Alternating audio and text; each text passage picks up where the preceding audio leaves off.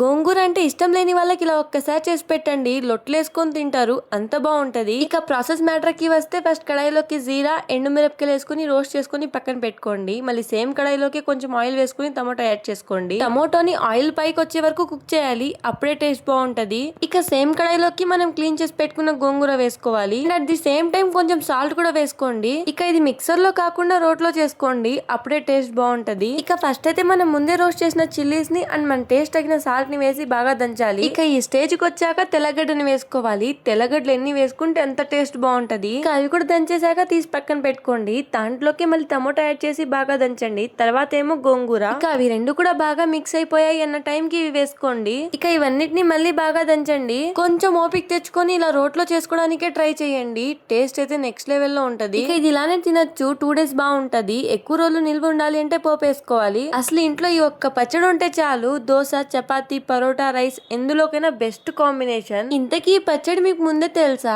తెలుసుంటే కామెంట్ చేయండి. ఈ వీడియో కింద వీడియో నచ్చితే లైక్ చేయండి. అప్కమింగ్ వీడియోస్ కోసం, ముచ్చట్ల కోసం డు సబ్స్క్రైబ్. బాయ్.